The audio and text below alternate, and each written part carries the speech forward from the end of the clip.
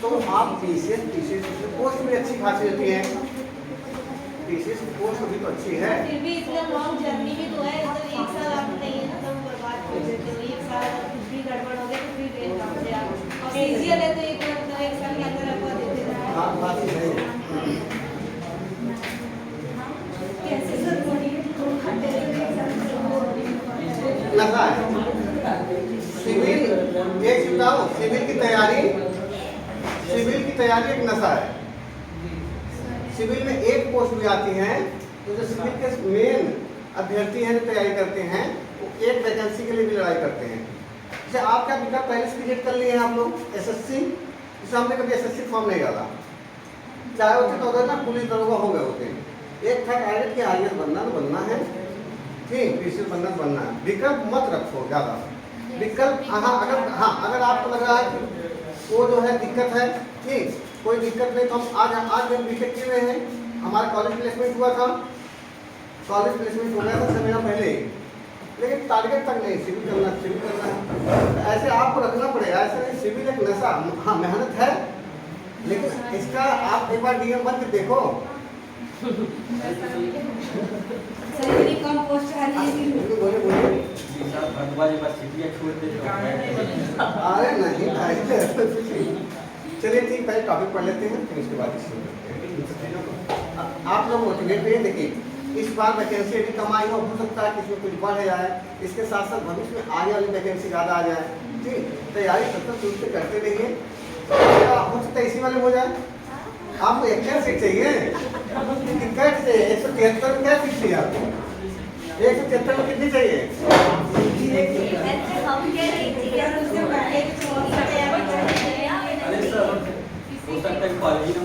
वही इसमें 173 सीट में आपको एक सीट की जरूरत है ना। अरे 172 ज्यादा है, ये सोचो 172 के लिए एक सीट चाहिए थी मुझे, वैकेंसी एक आनी चाहिए थी, इसमें तो ज्यादा दे दिए हैं। पहले पा जाए तो क्या? अरे 173 पहले पा जाए, वही लगता चाहिए था। मेरा डेट ऑफ बर्थ 2 तारीख को, तो एक दिन के लिए मेरा नहीं होगा, तो क्या नहीं भर पाओ, एक दिन का एक मिनट के लिए हो जाएगा। टॉपिक पढ़ लीजिए, थोड़ा सा समय का अभाव है, मेरे टॉपिक पे ही काफी अच्छे टॉपिक हैं। ग्रीन हाउस गैस, हरितगृह गैस। ग्रीन हाउस गैस या हरितगृह गैस के बारे में सभी लोग जानते हैं, इसमें मुझे थोड़ा जो बताना है। ग्रीन हाउस गैस या हरितगृह गैस इसका नाम क्यों पड़ा? क्योंकि ये ऐसे गैसें होती है, जैसे आप देखिए ग्रीन हाउस क्या होता है, सबको बताया गया, पता होगा। जो ग्रीन हाउस होता है यह जहाँ पे निम्न तापमान वाले क्षेत्र होते हैं वहाँ पे कांच का एक प्रकार का विशेष प्रकार का घर होता है, कांच का बना हुआ विशेष प्रकार का घर होता है, उसे बोलते हैं ग्रीन हाउस। इसमें क्या ठंडे प्रदेशों में, कहाँ पे? ठंडे प्रदेशों में, ठंडे प्रदेशों में बनाए जाते हैं। अब इसमें क्या होता है, सन से आने वाली जो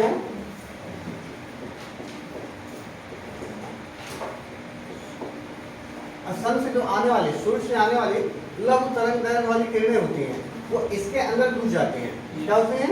घुस जाते हैं। सन से जो किरणें निकलती है लघु तरंग दैर्घ्य के रूप में निकलती हैं, वो इसके अंदर घुस जाती हैं, और जब पृथ्वी से टकराती है इसके अंदर, तो ये लघु तरंग दैर्घ्य, जो लघु तरंग दैर्घ्य की किरणें हैं, ये जो लघु तरंग दैर्घ्य की किरणें जब पृथ्वी से टकराती हैं तो ये दो किरणों में कन्वर्ट होती हैं, एक लघु तरंग, एक दीर्घ तरंग, या जिसे बोलते हैं पार्थिव तरंग।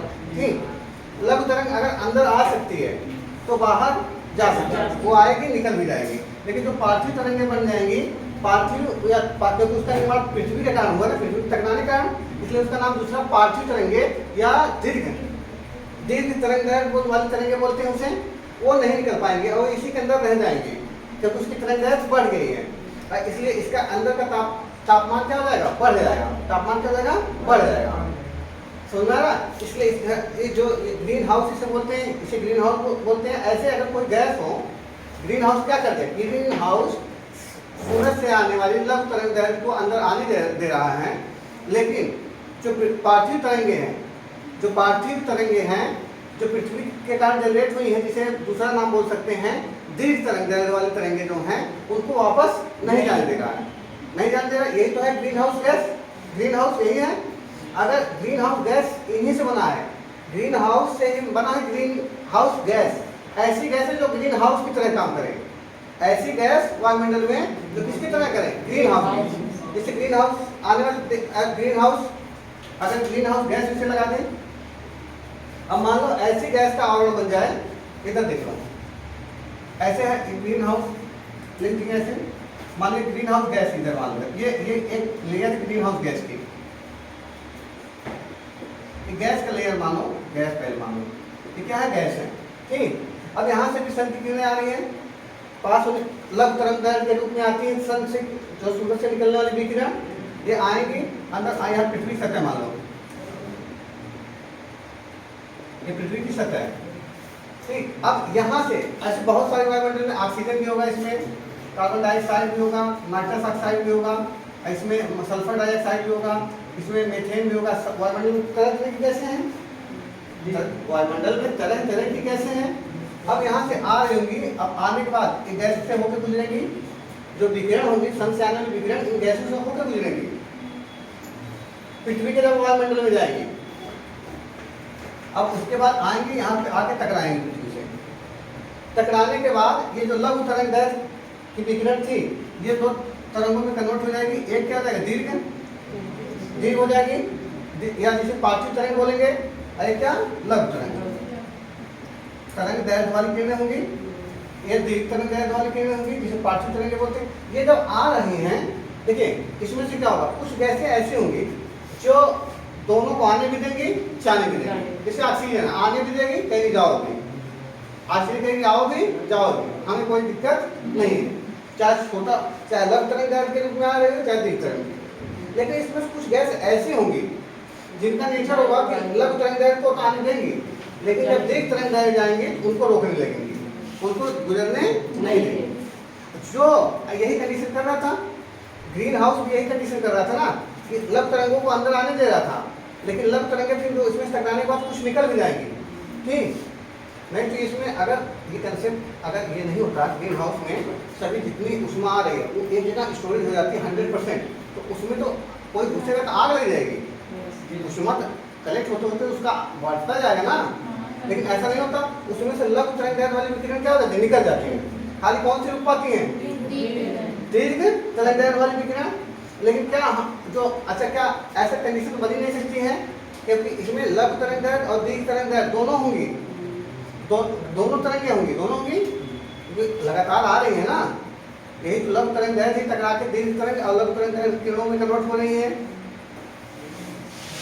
ऐसे कंडीशन होगा यहाँ पे, जब ऐसी जो गैस ऐसी होंगी जो ग्रीन हाउस की तरह प्रभाव दिखाएंगी, ऐसी गैस जो ग्रीन हाउस की तरह प्रभाव दिखाती है उन्हें बोलते हैं ग्रीन हाउस गैस। जैसे ग्रीन हाउस गैस में ऐसी गैस होती है कार्बन डाइऑक्साइड, जलवाष्प भी होता है, जलवाष्प भी होता है, मीथेन भी होता है, ठीक, ओजोन भी होता है, नाइट्रस ऑक्साइड भी होता है, क्लोरोफ्लोरो कार्बन भी होते हैं। ये सब क्या है, ये सब ग्रीन हाउस गैस है, ठीक है। ग्रीन हाउस गैस का कंसेप्ट सबसे पहले जोसेफ ने दिया था, ये पीसीएस से पूछा हुआ क्वेश्चन 1824 में। जोसेफ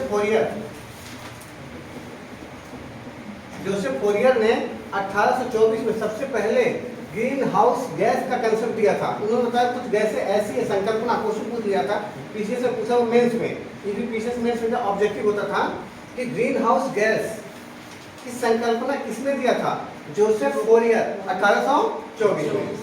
इन्होंने सर्वप्रथम दिया था, जोसेफ फोरियर ने। इन्होंने बताया कुछ वायुमंडल में कुछ गैसें ऐसी पाई जाती हैं जो ग्रीन हाउस गैस की तरह, ग्रीन हाउस की तरह काम करती है। किसकी तरह? Green house. जैसे ग्रीन हाउस क्या करता है, सन से आने वाली लघु तरंग विकिरण को अंदर आने देता है, और जब यही लघु तरंग विकिरण पृथ्वी से टकराती हैं और एक लघु तरंग के रूप में दूसरा दीर्घ तरंग के रूप में कन्वर्ट हो जाती हैं, तो लघु तरंग को अगर आने देती हैं, जैसे आने देती है तो ये भी आने देती हैं, तो जाने भी देंगी, लेकिन जो दीर्घ तरंग होंगी उनको वापस नहीं जाने देती हैं, उनको वापस नहीं वहीं पर रोक देती हैं, जिससे तापमान में वृद्धि होती है।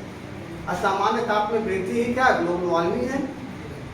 तो ग्रीन हाउस गैस के ही प्रभाव से ग्लोबल वार्मिंग होती है, वैश्विक तापन जिसे बोलते हैं हिंदी में। समझ में आ रहा है? सबको समझ में आएगा? लिख लीजिए। ग्रीन हाउस गैस हरित गृह गैस।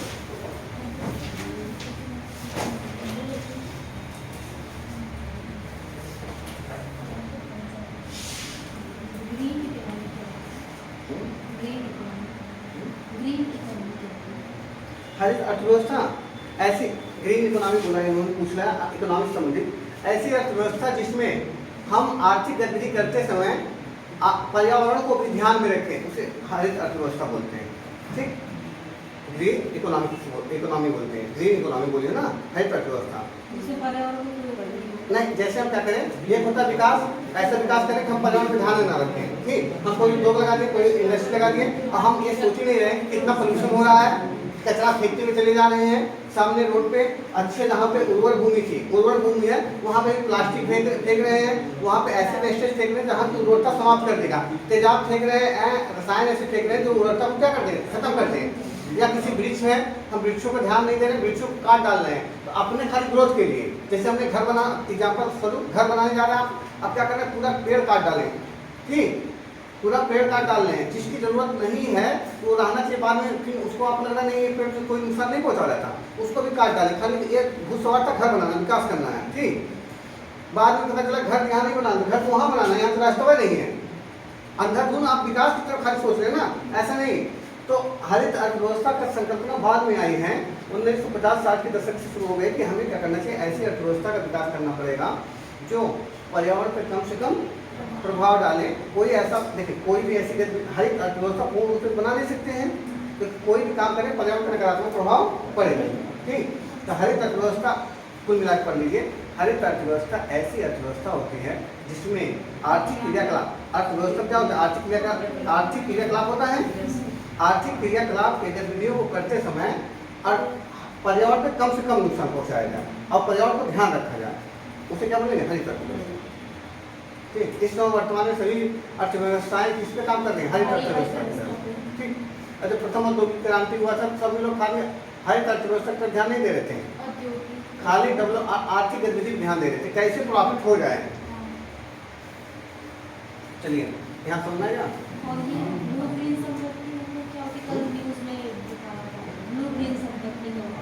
वो अब बता देंगे इससे संबंधित पर्यावरण क्लास है ना, आप अभी क्लास से बाहर निकलेंगे स्टूडेंट बताते चलेंगे। ठीक, चलिए, जोसेफ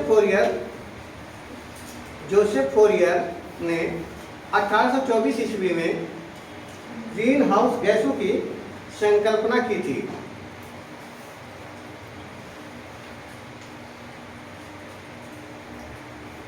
ग्रीन हाउस गैसों की संकल्पना की थी।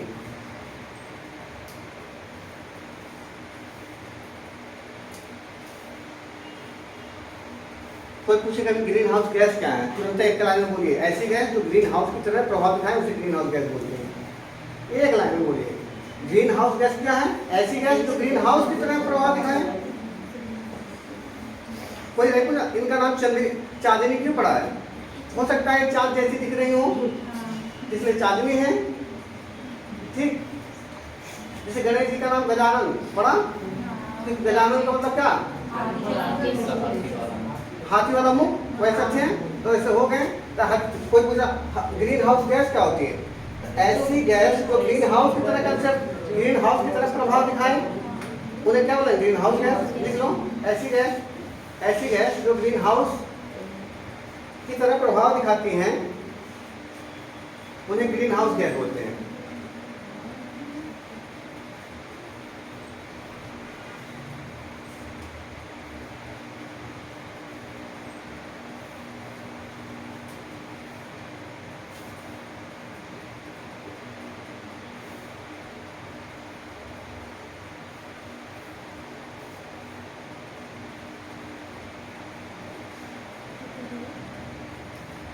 ऐसी गैसें जो ग्रीन हाउस की तरफ प्रभाव दिखाती है उन्हें क्या बोलते हैं? ग्रीन हाउस गैस बोलते हैं। जैसे लिख दो कार्बन डाइऑक्साइड,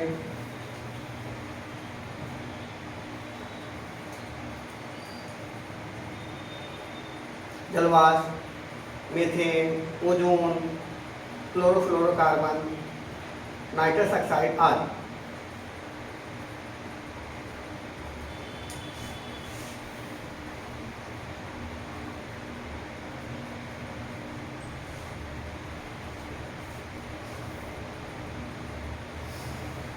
ठीक है,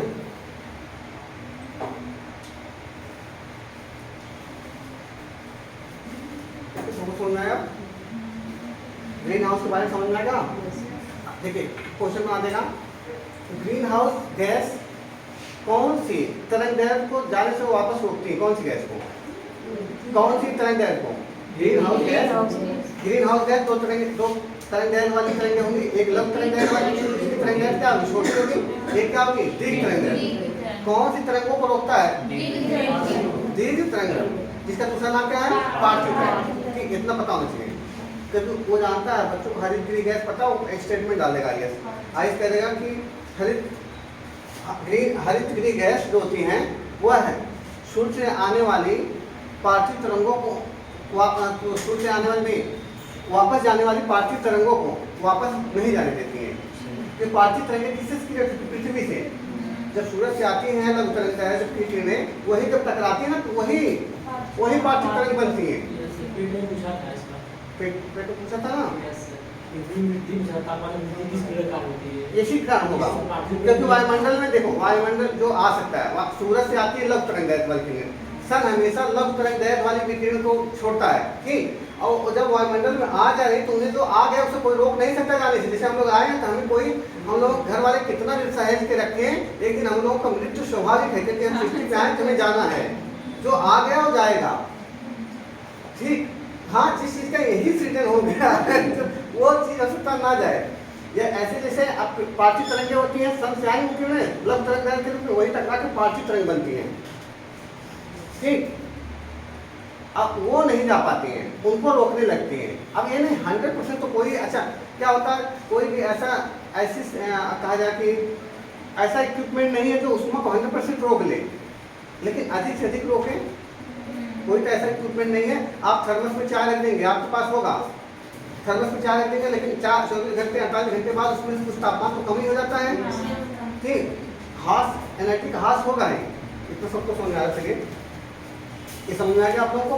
ठीक, अब इनका क्रम पूछ लेता है, छोटा मोटा क्वेश्चन नहीं पूछता, जैसे इसमें छोटे मोटे क्वेश्चन नहीं पूछते, वो क्या बना देगा ना, कहेगा ये जो लिखा गया है ये गैसें हैं, इनका गैसों को दे देगा, कह रहे हैं इनका क्रम लगाइए कि सबसे ज्यादा ग्रीन हाउस गैस का प्रभाव कौन सी गैस दिखाती है वायुमंडल में, किसका प्रभाव ग्रीन हाउस गैस के रूप में सबसे ज्यादा है, इनका क्रम लगाने के लिए। तो सबसे ज्यादा है जलवाष्प। जलवाष्प लगभग 60% के आसपास। जलवाष्प जो होता है ग्रीन हाउस में लगभग 60% अपना योगदान देता है। कार्बन डाइऑक्साइड 26%, कार्बन डाइऑक्साइड कितना? 26%। मीथेन आपका देता है 4 से 9% योगदान देता है। और इसके बाद जो है ओजोन है, ओजोन आपको देती है 3 से 7% के आसपास योगदान होता है ओजोन गैस का ग्लोबल वार्मिंग में, हरित ग्रीन हाउस गैस के रूप में प्रभाव दिखाने में। इसके बाद नाइट्रस ऑक्साइड है, नाइट्रस ऑक्साइड का 1.5% के आसपास योगदान होता है, नाइट्रस ऑक्साइड। इसके बाद फ्लोरोफ्लोरोकार्बन है, इसका प्रभाव जो होता है 0.1 से लेके 0.4 तक होता है। आपको ये स्टार्टिंग के 4 क्रम पता होना चाहिए कि सबसे ज्यादा जलवाष्प प्रभाव दिखाता है। जैसे ग्रीन हाउस गैस का प्रभाव जो कहा जाए, जब वैश्विक तापमान में जो सबसे ज्यादा प्रभाव दिखाता है जलवाष्प, क्योंकि जलवाष्प कैसे दिखाता है? जलवाष्प जानते हैं, जलवाष्प क्या करता है, सन से आने वाली अवरक्त विकिरण को अवशोषित कर लेता है। यही तापमान के अणुओं में जलवाष्प जो होता है, जलवाष्प का तापमान क्यों जलवाष्प जो होता है ये वैश्विक तापमान में कैसे, ये क्या करता है, सन से आने वाली जितनी भी अवरक्त किरणें होंगी, इंफ्रारेड वेव इसे बोलते हैं इंग्लिश में, इंफ्रारेड वेव को क्या कर लेता है, अवशोषित कर लेता है। इसी तापमान बढ़ जाता है। इसी कंसेप्ट को वैज्ञानिकों ने समझा तो उनको समझ में आया कि अच्छा जल जो होता है सन से कौन सी विकिरण को अवशोषित करता है, इंफ्रारेड वेव को। तो उन्होंने कहा ऐसा अगर किसी चीज में जल है और उसे गर्म करना है, इंफ्रारेड वेव छोड़ो गर्म हो जाएगा, समझा ना। इसी पे आपका घर पे जो आप क्या देखते होंगे ना, इलेक्ट्रॉनिक जो होते हैं, इस समय जो चूल्हे आए हैं, माइक्रोवेव ओवन, माइक्रो ओवन जो होते हैं, ये सब इसी पे काम करते हैं, समझ आ रहा है। समोसा वोसा रखने वाले देख रहे हैं, उसमें लाइट जलती रहती है, कुछ तो समझ नहीं पाते, कुछ तो बल्ब लगा देते हैं 100 वाट वाला, ठीक। जो अच्छे रेस्टोरेंट में जाएंगे तो उसमें इंफ्रारेड वेव छोड़ी जाती है, वो गर्म करके रखता है। ऊपर से समोसा टच करेंगे कम गर्म रहेगा, अंदर से ज़्यादा रहेगा, उसको छोड़ो, कई बार बताया जा सकता है। लिखिए, हो गया क्रम, सबको पता चलेगा कि नहीं। यही सबसे ज़्यादा कौन सी जलवाष्प का प्रभाव होगा, उसके बाद कार्बन डाइऑक्साइड, उसके बाद मीथेन, इसके बाद ओजोन गैस, उसके बाद नाइट्रस ऑक्साइड, उसके बाद क्लोरोफ्लोरोकार्बन। ये है, ये पीसीएस में क्रम लगाने के लिए पूछा हुआ क्वेश्चन था, पीसीएस में दे दिया था, कहा था कौन सा इसमें व्यवस्थित क्रम है, ये पीसीएस में कौन सा सही है कि ग्रीन हाउस गैस का प्रभाव दिखाने में सबसे ज्यादा योगदान कौन सी गैसें करती हैं। अगर जलवाष्प डालेगा तो कार्बन डाइऑक्साइड से लगा दीजिएगा, जलवाष्प दिया हो, जलवाष्प और कार्बन डाइऑक्साइड में देख रहा हूं तो कौन से जलवाष्प ज्यादा प्रभाव दिखाता है, समझ में आ रहा ना।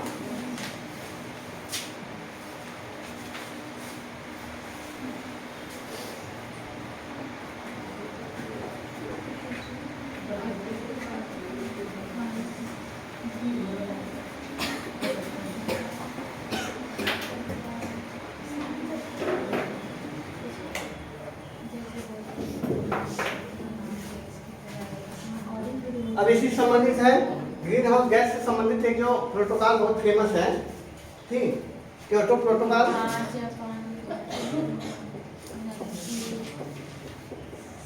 लिख लो तो क्योटो प्रोटोकॉल। इसके ग्रीन हाउस गैस को कम करने के लिए जापान के क्योटो शहर पहले जापान की राजधानी था।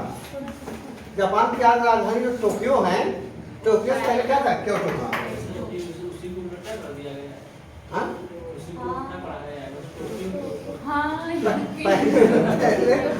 पहले ये राजधानी था, ठीक, समझ में आ रहा। अब क्या है, टोक्यो।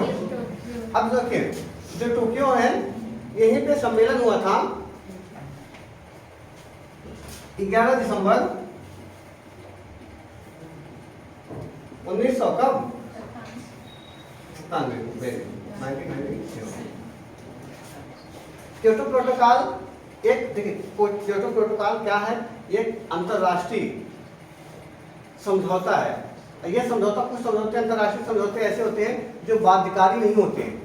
जैसे क्या हुआ, हमने आपसे कोई समझौता के लिए हम लोग यहाँ कहीं घूमने चलेंगे, एग्जाम्पल स्वरूप दे रहा हूँ, कहीं घूमने चलेंगे, पूरा टीम बन गई, सभी लोग घूमने निकल लिए हैं, मनाली पहुँच चुके हैं। अब कहा गया कि देखिए बाध्यता ये होगी कि आप लोगों ने 500-500 रुपये दिया है, एग्जाम्पल दे रहा हूँ, ऐसा कुछ दिया नहीं आपने, बाद में समझ करना 500 वापस करो, ठीक ये माना जा रहा है। तो ये जो आपने दिया है 500-500 रुपये, इसको लेकर हम लोग मनाली पहुँचे हैं। हम पहुँचे, हमने तुम लोगों कहा कि आप सर आप किसी और को दिया जाएगा तो भाग भी सकता है, आप टीचर हैं तो आपके ऊपर ज़्यादा विश्वास हमारे पास है। हमने कहा देखिए आप दे दिए, लेकिन आप 500 रुपये दिए तो एक बाध्यता हम आपके ऊपर लागू करेंगे कि आप 500 रुपये दे के ऐसा मत कुछ खरीदने लगना कि लड़कियां गई कहीं सर इसी वजह से हमें जो है नेकलेस चाहिए खरीदना है।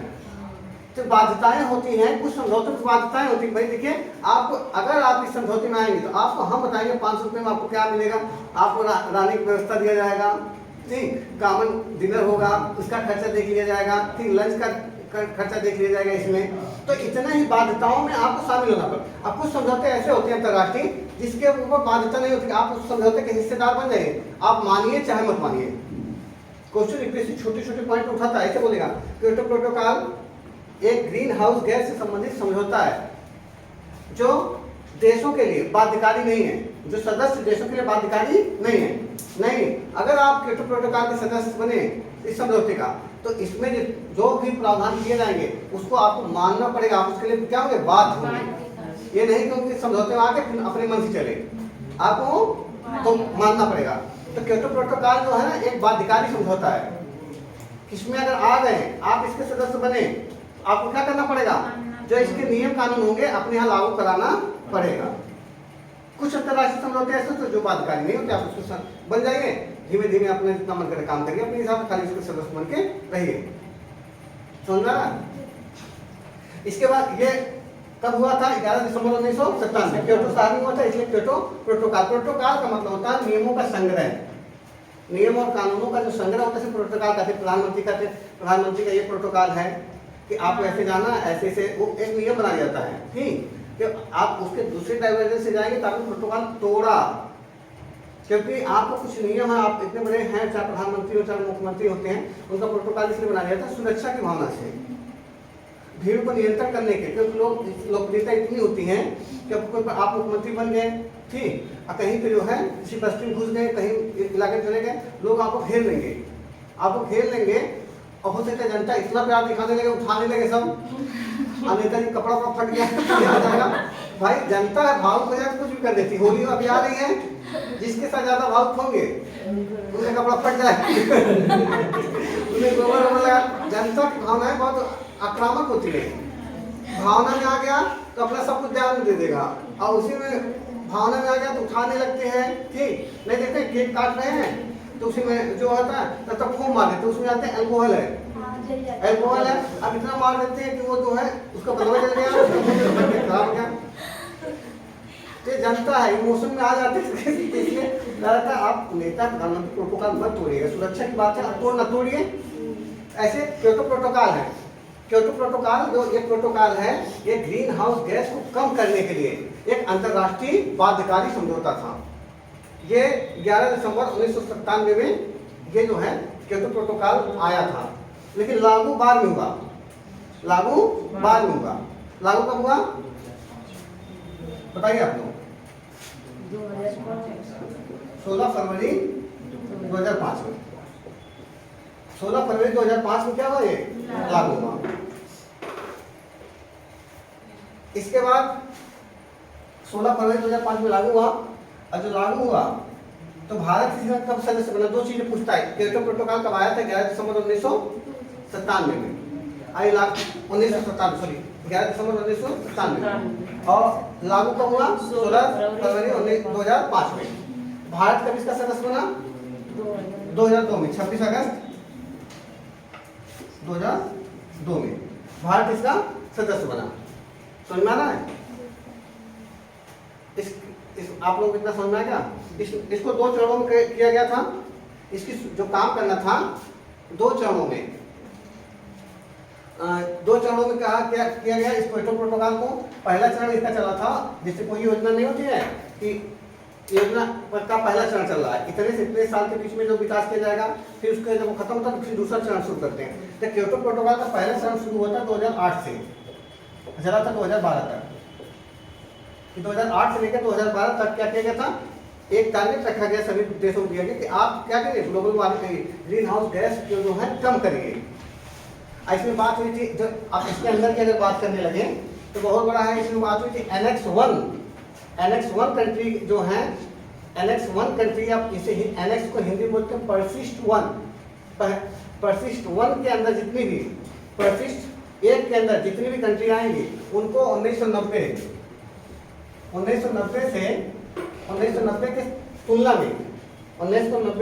में 2008 से लेकर 2012 के बीच में 5.2% ग्रीन हाउस गैस का एमिशन कम करना होगा एनेक्स 1 की कंट्री को। अब एनेक्स 1 की कंट्री कौन होती है,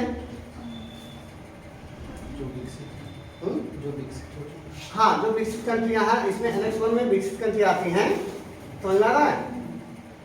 इसमें विकसित कंट्री आती हैं, इसमें आता है OECD की जो OECD के अंदर जो भी देश आएंगे, organization of economics and corporation of development, ये एक समूह है, इसमें जितनी जो कंट्री आएंगी, इसमें खासकर यूरोपियन कंट्री आती हैं, रसिया आती हैं, इसमें समझ आ रहा है? एनेक्स 1 की कंट्री हैं, उससे टूटे हुए जो देश हैं वो एनेक्स 1 के कंट्री में आते हैं, खासकर यूरोपियन कंट्री, ठीक।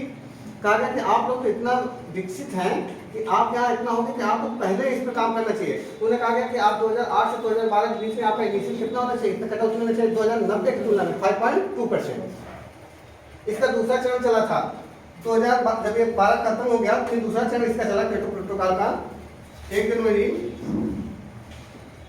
2013 से 31 दिसंबर 2020 तक, ये दूसरा चरण चला था क्योटो प्रोटोकॉल का, ठीक। आपको मुझे नहीं लगता इतना डिटेल में जानने की जरूरत है अभी तक, ठीक। थोड़ा बहुत आप पढ़ लीजिएगा, लेकिन एक अप्रोच बन गया होगा कि आपको इतना पता होना चाहिए क्योटो प्रोटोकॉल किससे संबंधित है, कब आया था, ठीक। यह एक बाध्यकारी समझौता है कि नहीं है, भारत इसका सदस्य बना है, ठीक। समझ में आ रहा है? लिख लीजिए थोड़ा सा। क्योटो प्रोटोकॉल जापान के क्योटो शहर में, क्योटो प्रोटोकॉल जापान के क्योटो शहर में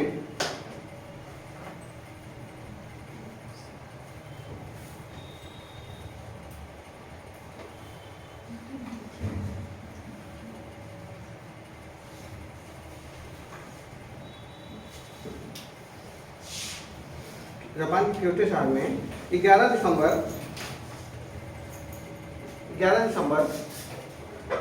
1997 को अपनाया गया था।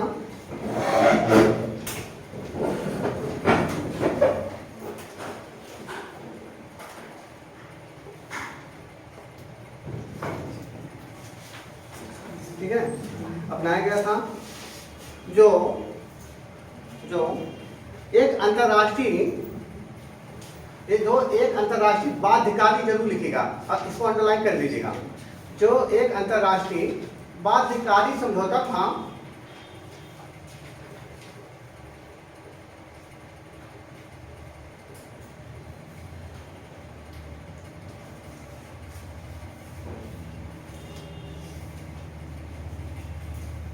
हो गया, बाध्यकारी समझौता था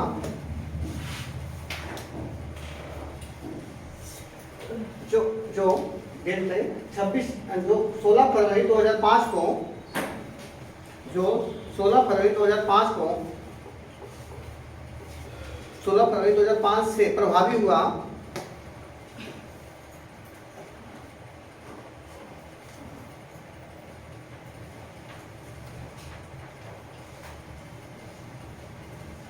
ठीक है। और यह समझौता हरित गृह गैस या ग्रीन हाउस गैस को, यह समझौता हरित गृह गैस या ग्रीन हाउस गैस को गैस में कटौती लाने से संबंधित था,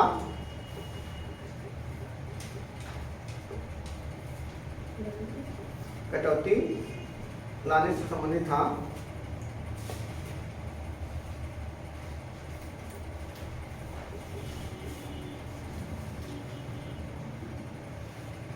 ठीक है, भारत इसका सदस्य, भारत इसका हस्ताक्षरकर्ता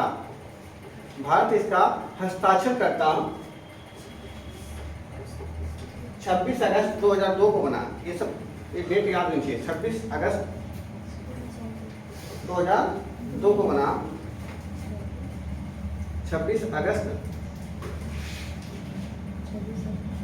2002 को बना, ठीक। क्योटो प्रोटोकॉल 2 चरणों में संपन्न हुआ।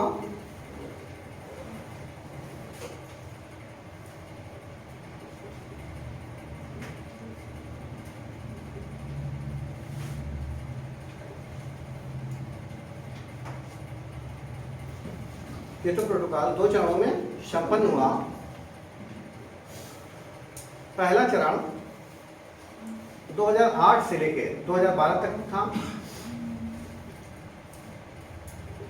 पहला चरण 2008 से लेके 2012 तक था।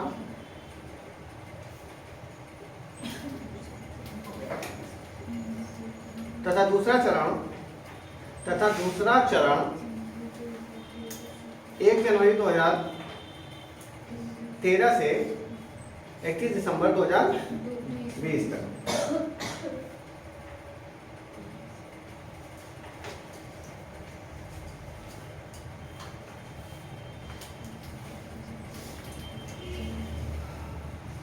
हो गया?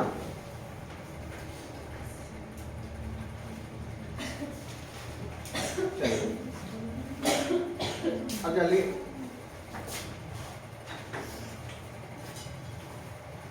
ओजोन क्षरण, ठीक है, ओजोन क्षरण। इसमें देखिए, इसमें कुल मिला के आपको खाली 1 2 3 चीजें आप अच्छे से याद करिएगा। ग्रीन हाउस गैस कौन सबसे ज्यादा प्रभाव दिखाती है, कौन सबसे ज्यादा प्रभाव दिखाती है, उनका क्रम अच्छे से पता होना चाहिए।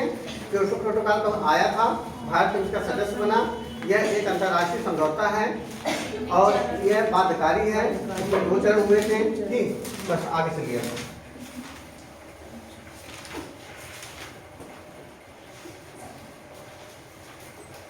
इसी से बताना तो और बता सकते थे, जैसे मराकेश जो समझौता हुआ था 2001, COP7 हुआ था, COP7 conference of parties, COP7 होता है, उसमें इस क्योटो प्रोटोकॉल के नियमों को 2001 में इसका नियम बनाया गया, ऐसे काम किया जाएगा इस और जिसमें, ठीक है, बताया गया।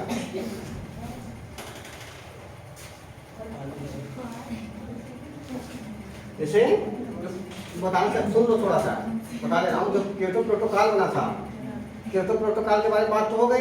अब ये होगा कि इसमें कैसे क्या नियम बनाए जाए। तो इसके नियम बनाए गए थे क्योटो प्रोटोकॉल के, वो मराकेश समझौता जो हुआ था 2001 में, ठीक, उसमें हुआ था। इसके नियम बनाए गए थे क्योटो प्रोटोकॉल के। अब COP7 उसका COP7 हो रहा था, कॉन्फ्रेंस ऑफ पार्टीज, ठीक, COP7, उसमें ये जो है इसके नियम बनाए गए थे क्योटो प्रोटोकॉल के।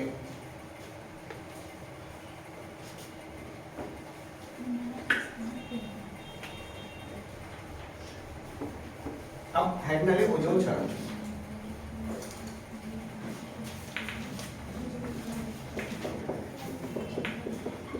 ये सब कौन है? COP7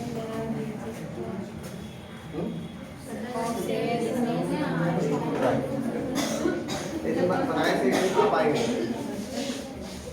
बात बताते हैं। इसी क्लास बताए थे, इसलिए कहते हैं डेली क्लास। यूपीएससी क्लास का मतलब होता है डेली क्लास।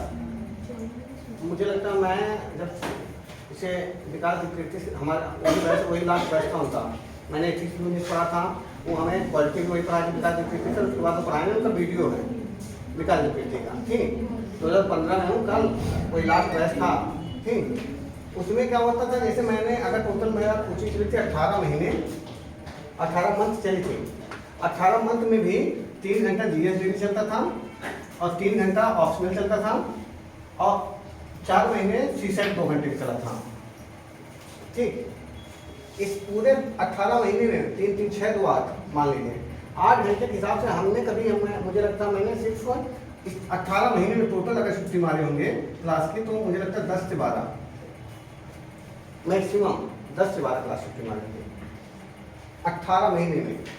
2 घर पे शादियाँ होकर चली गई, लोग चले गए, तो आप, लेकिन जब आप लोगों को देखता हूँ ना कि ये काम कर लेते हैं, वो काम करके फिर ये वो, तो फिर संदेह थोड़ा सा अपने आप में वो होता है कि मतलब सीरियसनेस का यही अभाव दिखाई पड़ता है। पागलपन मानते हैं यूपीएससी, अगर पागलपन नहीं है तो आप तो झूठे में उम्मीद तो पहाड़ हिलाने वाली काम कर रहे हैं, झूठे पहाड़ हिला रहे हैं। पहाड़ हिले चाहे ना हिला, हिलाते रहो, कब टूट जाएगा। अरे ये पागलपन है। तैयारी करिए, ठीक। अब खेत काट आ रहे तुम लोग, गेहूं बोने चले जाते, कहीं कुछ करने, कहीं आलू खनवा रहे, बताओ। ये होता है पागलपन। अगर आपके अंदर नहीं रहेगा, आप लोग इतना रिलैक्स माइंड से काम करना चाहते हैं, इसे आप लोग सेकेंडरी रखते हैं, हम लोग प्राथमिक रखते हैं। आपको हमेशा प्राथमिक अगर नहीं रखेंगे यूपीएससी को,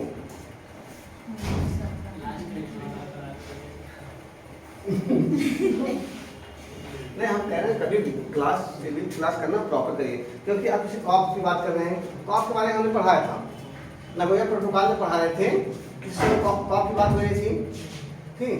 अब इस समय आप लोग जैसे जो प्रॉपर है, इसलिए कभी भी किसी भी टीचर की क्लास एकदम क्रमबद्ध तरीके से करिए,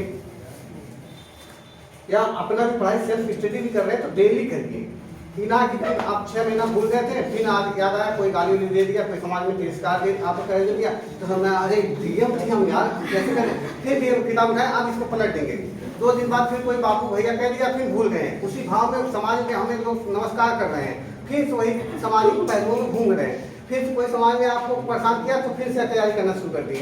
ये तो खेल है, तैयारी आप करिए, समाज के लिए मत करिए, अपने लिए करिए, डेली करिए, तब देखिए कैसी तैयारी आपको बढ़ेगी, अपने आप पता कॉन्फिडेंस अपने आप बूस्ट अप होता जाएगा। एक सीट के लिए भी आप लड़ेंगे फिर क्योंकि लगेगा पहला व्यक्ति अभी जैसे धक्का मार देना कि यार 177 में हमारा कौन सा स्थान आएगा।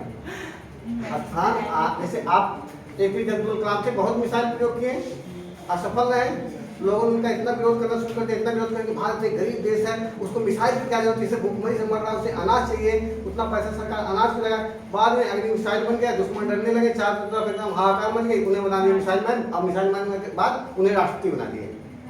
तो सफलताओं के पीछे असफलताएं बहुत छिपी रहती हैं, हमें जब सफल व्यक्ति की सफलताएं दिखाई पड़ती हैं। आप लोग कोशिश करिए कि प्रॉपर डेली क्लास करिए, अपने से सेल्फ स्टडी भी प्रॉपर करिए, अपने आप को खुद को मोटिवेट करिए और आप सफल हो जाएंगे। ओजोन क्षरण का मतलब हो गया, आप समझिए,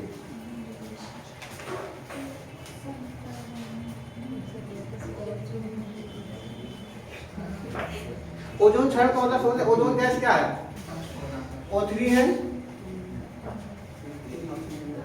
ठीक, O3 अगर एक ऑक्सीजन और एक नवजात ऑक्सीजन जब आपस में मिलती हैं, O3 का निर्माण होता है ओजोन गैस का,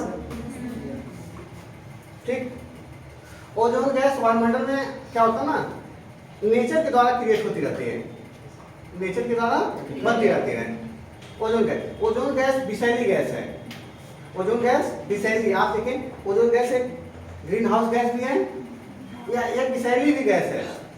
ओजोन गैस अस्थायी गैस है, O3 के रूप में रह नहीं पाती है, अस्थायी अपने आप को चेंज होती है, तोड़ देती है, O3 बनी फिर O2 प्लस O, ये अस्थायी गैस है। ओजोन एक अस्थायी गैस है, विषैली गैस है, समझ में आ रहा ना। तो ओजोन लेकिन ये जहरीली विषैली गैस है, हमारे स्वास्थ्य के लिए क्या करेगा, प्रतिकूल प्रभाव डालेगा। अगर विषैली गैस है तो हमारे प्लस ग्लोबल वार्मिंग को भी बढ़ाएगा, दोनों काम करेगा। इसीलिए लेकिन ओजोन हमारे अगर देखो ओजोन हमारे क्षोभ मंडल में पाया जाता है, असम तापमंडल में पाई जाती है। जो ओजोन क्षोभ मंडल में पाई जाती है वो हमारे ग्लोबल वार्मिंग बढ़ाएगी, विषैली है तो हमारे स्वास्थ्य पर भी प्रतिकूल प्रभाव डालेगी, इसलिए इसे बोलते हैं जो क्षोभ मंडल में ओजोन पाई जाती है उसका नाम है बेड ओजोन, ठीक। इसके अलावा आप या बुरी ओजोन जिसे बोल सकते हैं, और उसके ऊपर जो सम तापमंडल में पाई जाती है, यही ओजोन क्या करती है, सन से आने वाली यूवी रेज को क्या कर लेती है, अवशोषित कर लेती है। सन से आने वाली पराबैंगनी किरणों को अवशोषित कर लेती है, तो सम तापमंडल में से बुरी ओजोन बोलते हैं। ओजोन गैस कहीं कहीं पे जैसे कार्बन डाइऑक्साइड है, कार्बन डाइऑक्साइड अगर ज्यादा मात्रा बढ़ गई तो ग्लोबल वार्मिंग कर देगी, कार्बन डाइऑक्साइड कम हो गए पारिस्थितिकी तंत्र को क्या कर देगी, डिस्टर्ब कर देगी, क्योंकि पेड़ पौधों का प्रकाश संश्लेषण क्या हो जाएगा, बाधित हो जाएगा, तापमान क्या हो जाएगा, 0 हो जाएगा पृथ्वी का। कार्बन डाइऑक्साइड जो है अगर वायुमंडल से समाप्त हो जाए, इनका जो मात्रा है कितना है इस समय कार्बन डाइऑक्साइड की मात्रा, ठीक, लगभग इतना प्रतिशत है। अगर ये 0 हो जाए पृथ्वी का जो तापमान है माइनस में चला जाएगा, पृथ्वी का औसत तापमान किसमें चला जाएगा, माइनस में। तो इससे दोनों पर प्रभाव पड़ेगा, जलवायु प्रतिरूप में भी परिवर्तन आ जाएगा, जलवायु प्रतिरूप में परिवर्तन आएगा ना, जलवायु पैटर्न परिवर्तन आ जाएगा, और साथ ही साथ और क्या दिक्कत आएगी, प्रकाश संश्लेषण के लिए पौधों को कार्बन डाइऑक्साइड चाहिए नहीं चाहिए, तो उत्पादक डिस्टर्ब हो जाएंगे, उत्पादक डिस्टर्ब हुए उपभोक्ता अपने आप डिस्टर्ब हो जाएंगे। तो बैलेंस बनाना, जिससे कोई होता इकोनॉमिक्स में होता है कि महंगाई मुद्रास्फीति जो होनी चाहिए, एक मुद्रास्फीति एक बीच में होनी चाहिए, ना बहुत अधिक ना बहुत कम। मुद्रास्फीति किसी राशि के लिए 4 + -2 के बीच में सर्कुलेट करें। महंगाई 4 + -2 के बीच में होना चाहिए, इसी के बीच में हो कि मतलब इसका मतलब 4 to 6% चली जाए या 2% से कम भी हुई महंगाई, तब भी देश की अर्थव्यवस्था में नुकसान प्रभाव पड़ेगा। घी है, आप आधा चम्मच खा रहे हैं तो आपके लिए हेल्थ के लिए ठीक है, लेकिन आप डेली जो है पूरा एकदम उसी में रोटी डाल के एकदम पूरा घी के ऊपर एकदम लेप लगा के खाएंगे तो कुछ दिन बाद आपका हार्ट क्या हो जाएगा, बैठ जाएगा। समझना ना? ऐसे जो ओजोन क्षरण है, ओजोन क्षरण के लिए देखो, ओजोन क्षरण का जो अगर मामला है, ओजोन गैस समझ लिए। ओजोन गैस ऐसा नहीं कि हमारे लिए हानिकारक ही है, हमारे लिए क्षोभ मंडल में हानिकारक है, क्योंकि यहाँ क्षोभ मंडल में हम रहते हैं, यहाँ तापमान बढ़ा देगा तो ग्लोबल वार्मिंग जैसी समस्या आएगी, कहीं सूखा कहीं बाढ़ जैसी समस्या देखने को मिलेगी, जलवायु पैटर्न परिवर्तित हो जाएगा, जलवायु में परिवर्तन देखने को मिल जाएगा। जलवायु परिवर्तन जब परिवर्तित होती है तो खाद्य उत्पादन भी इससे प्रभावित हो जाता है। अगर ठंडक इस महीने में, अगर मान लो भारत में ठंडक ना पड़े, खाली गर्मी का गेहूं होगा, काम खत्म, खाद्य संकट आ जाएगा। खाद्य संकट आया नहीं आया, फूड क्राइसिस देखने को मिल जाएंगे। इसीलिए जो ओजोन है, अगर यही ओजोन सब तापमंडल में ना रहे, पराबैंगनी किरणें सब आ जाएंगी नीचे सन से निकलने वाली, और हमें क्या होगा, स्किन कैंसर जैसी समस्याएं आएंगी, पशु जो अंधे हो जाएंगे, जानवर अंधे हो जाएंगे। तो वहां पे हमारे लिए क्या कर रहे हैं, छाता का काम कर रही है, यहाँ पे हमें दिक्कत दे रही है। तो ओजोन गैस अगर देखा जाए अच्छी भी है बुरी भी है, ठीक समझ आ रहा है। अब ओजोन क्षरण की जो बात कर रहे हैं, सम तापमंडल की हम बात कर रहे हैं। ओजोन क्षरण की हम बात करेंगे, हम चाहेंगे कि हमारे जो ये वायुमंडल है, क्षोभ मंडल हो, क्षोभ मंडल में ओजोन की परसेंटेज कम से कम रहे क्षोभ मंडल में, लेकिन सब तापमंडल में एक अच्छी खासी इसकी लेयर रहे ओजोन की। ओजोन परत क्या होता है, ओजोन क्षरण कहाँ हो, क्षरण का मतलब क्या होना, कम होना, क्षरण मतलब कम होना। ओजोन परत आप जान ही रहे हो, ओजोन परत क्या है, ओजोन से बना हुआ, ओजोन गैस से बना हुआ अगर ऐसे लेयर कहीं बन गई है, क्या बोलेंगे उसे, ओजोन परत बोलेंगे। कहाँ मिलती है, समतापमंडल में, समतापमंडल में ओजोन परत मिलती है। ओजोन परत जो होती है, इसकी मोटाई की यूनिट क्या है, यूनिट मात्रा डाप्सन है, क्या है, डाप्सन, डाप्सन है। इसको डाप्सन में नापते हैं, इसकी मोटाई को, समझ आ रहा है। और जो ओजोन परत की औसत मोटाई है समतापमंडल में, औसत बता रहा हूँ, औसत मोटाई है लगभग 300 डाप्सन, 320 डाप्सन, 300 डाप्सन, लगभग 300 से लेकर 320 डाप्सन तक होती है। एक डाप्सन बराबर जो होता है, जो एक डाप्सन होता है, एक डाप्सन बराबर होता है 0.01 मिलीमीटर। एक डाप्सन कितने मोटाई के बराबर होता है, 0.01 मिलीमीटर के बराबर होता है। समझ आ रहा, इतना समझ में आ रहा आप सब लोगों को।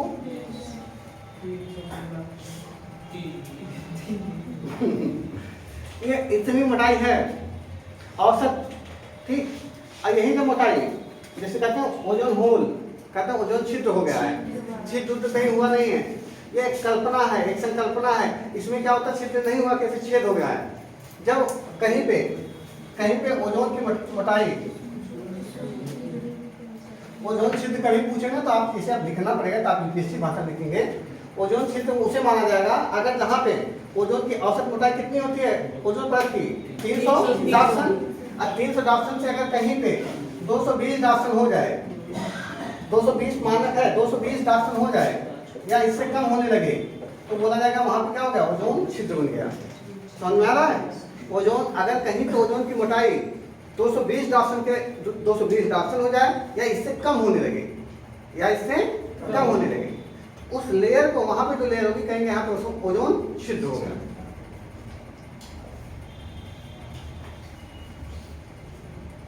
ठीक हो गया ना, इतना समझ में आप लोगों को। ओजोन ये जो क्षरण हो रहा है,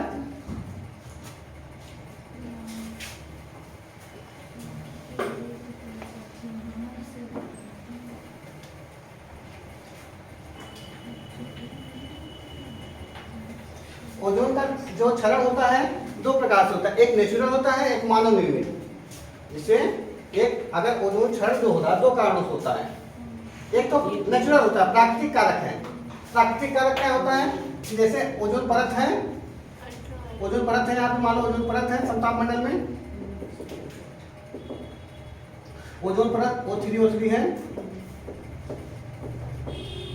और जब इस पे सूरज से आने वाली, सन से आने वाली, यहाँ पे सन से आने वाली यूवी रेज जब इस पे गिरती है, पराबैंगनी किरण जब O3 से टकराती हैं, O3 को दो भागों में कन्वर्ट करती है, O2 प्लस O।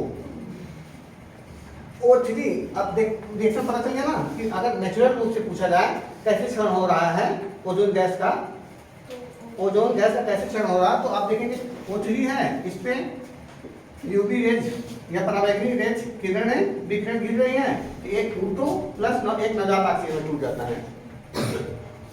समझ में आ रहा है? इसका O3 O2 में कन्वर्ट हो गया, इसका क्षरण हुआ नहीं हुआ, हो गया। ये नेचुरल फिनोमेना है। समताप जो अगर कहा जाए जो ओजोन परत है ना, उसमें ओजोन परत में ऐसा नहीं कि O3 कन्वर्ट हो जाएगा, पराबैंगनी किरण को पड़ती है, सोखने के यही तो एनर्जी उसका लॉस कर देती है। यूवी रेज जहाँ पे जो नष्ट हो रही है, जो अवशोषित हो रही है, इसी रूप में O3 क्या कर रही है, उसे अपने यहाँ बुला लेती है, अपने यहाँ आती है तो उसी में उलझा देती है कि आओ टकराओ, हमें O2 से O बनाओ। पृथ्वी पे जो नीचे लोग पंकज है उनको छोड़ दो तो नहीं लड़ो। समझ आ रहा है? कोई बाहर से आए, उधर अनिल बैठे, अनिल कहे हम ही से लड़ो, ठीक, और इधर सभी लोगों को एकदम छोड़ दो उधर, तो कहेंगे उसका देखो जो उधर से आएगा बहुत आक्रोशित होके अनिल से लड़ने के बाद कुछ एनर्जी तो अपना लॉस कर ही देगा। अच्छा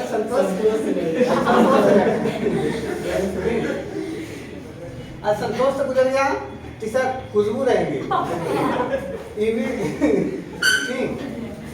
अब जो ऐसे हो गया तो यूवी रेज इसीलिए वहां पे समताप मंडल में जो होते हैं ओजोन परत इसी रूप में अवशोषित करती है। ये हो गया, आपको समझ आ गया। अगर मानव निर्मित क्या होता है, मानव के द्वारा जो विघटन हो रहा है ओजोन का, लेकिन ये जान लीजिए ओजोन परत में ऐसे निरंतर प्रक्रिया चलती रहती है। रिएक्शन O3 यूवी रेज से कन्वर्ट होकर O2 प्लस ऑक्सीजन बनेगा। अच्छा नवजात ऑक्सीजन जो होता है अस्थायी होता है, अस्थायी होता है। जो सिंगल ऑक्सीजन है, नवजात ऑक्सीजन कैसा है, अस्थायी होता है। ये तोड़ते हैं ना, यूवी रेज तोड़ती हैं और जिसे फिर टूटेंगे फिर ऑक्सीजन मिलेगा, दो पार्टिकल फिर मिल जाएगा, O3 बना देगा। हमेशा सब जो ओजोन परत पाई जाती है समताप मंडल में, वहां पे ओजोन बनता रहता है, ओजोन टूटता रहता है, दोनों प्रक्रियाएं चलती रहती हैं। समझ में आ रहा है? सभी क्वेश्चन बना दे डिटेल में। क्या ओजोन परत में सिर्फ ओजोन का निर्माण होता नहीं, ओजोन का विघटन भी होता है और सृजन भी होता है। ओजोन गैस का विघटन और सृजन दोनों चलता रहता है। समझ में आ रहा है? ये तो हम इसको रोक ही नहीं सकते। जो नेचुरल फिनोमेना है उसको हम रोक ही नहीं सकते हैं, जो प्राकृतिक कहा जाए क्रियाएं हैं उसको हम नहीं रोक सकते हैं। हमें क्या करना है, जो मानव के कारण ओजोन का विघटन हो रहा है, ओजोन लेयर का विघटन, उसको रोकना जरूरी है। ठीक, क्या विघटन कर रही हैं?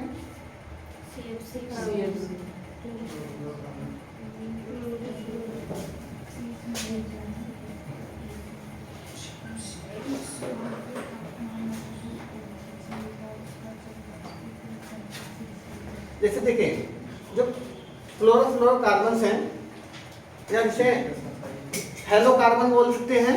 हेलोकार्बन ऐसे यौगिक होते हैं, हेलोकार्बन ऐसे यौगिक होते हैं जिसमें हेलोकार्बन ऐसे यौगिक होते हैं, सुनिए बार बार बोल रहा हूँ इसीलिए, हेलोकार्बन ऐसे यौगिक होते हैं जिसमें कार्बन हो, क्लोरीन हो, क्लोरीन हो, ब्रोमीन हो।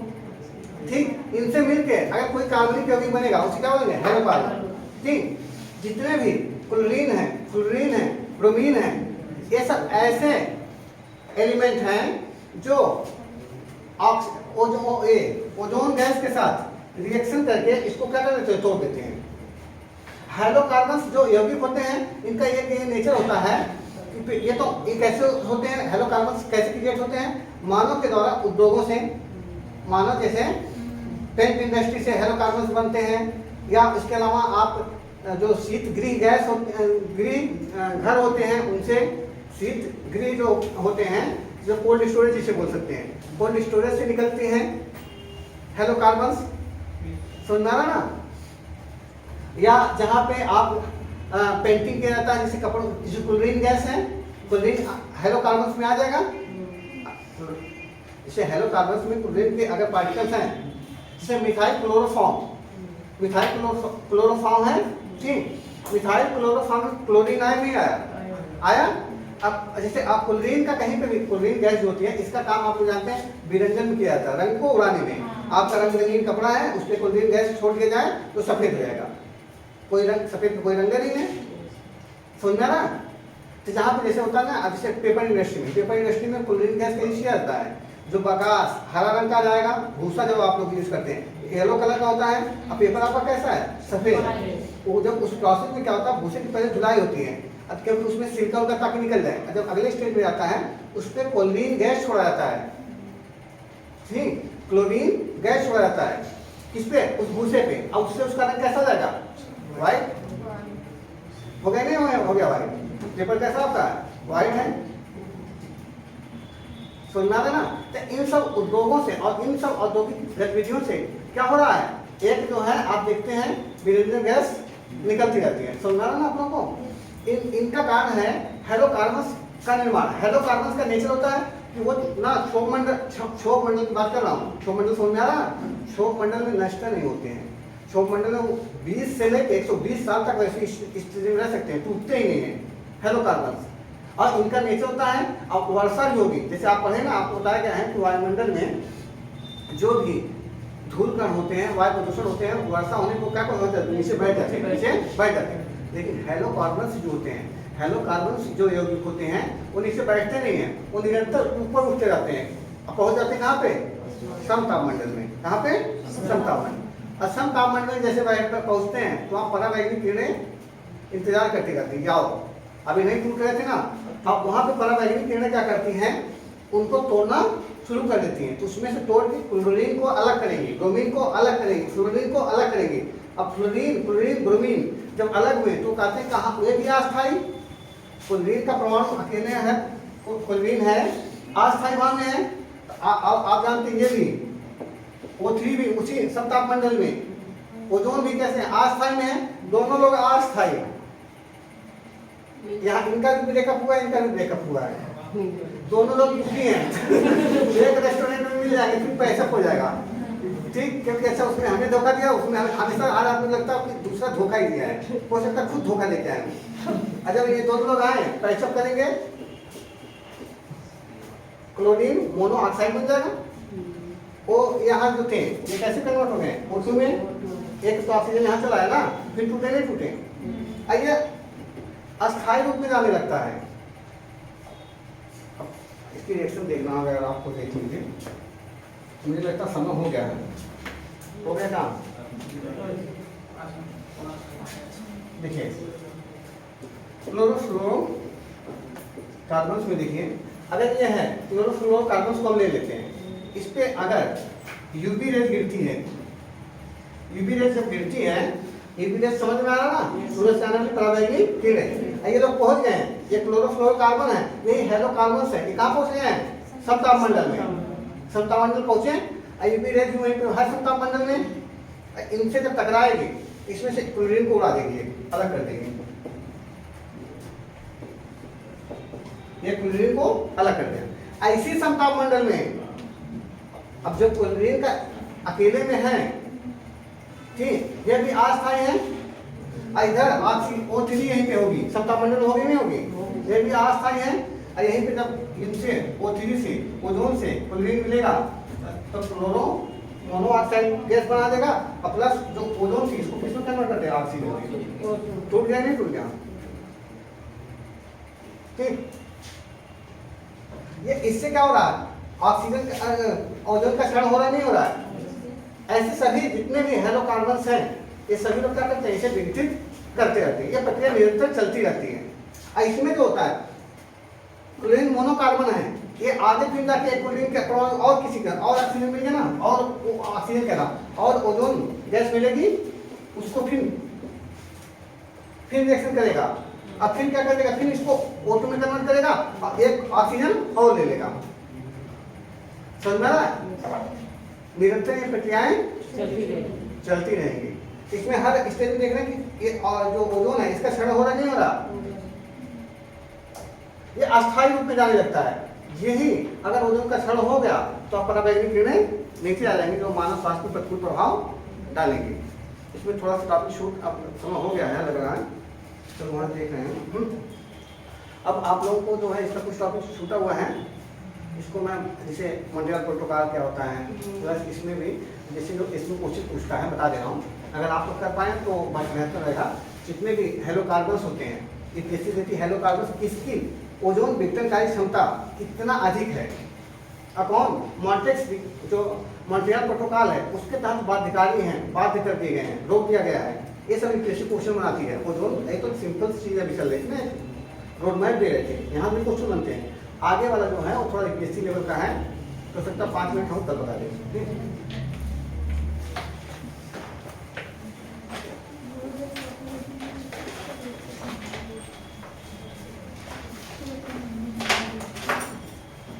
अगली बार सर 2.5 हमारी की पोस्ट थीसिस 2022 की है, तो इस बार हो गया बढ़िया सर 400 से 500। हाँ, इस बार भी पड़ जाएगा, घबराइए मत, पड़ जाएगा। फॉर्म डाल दीजिए, अपना पेपर दीजिए। सर ऐसे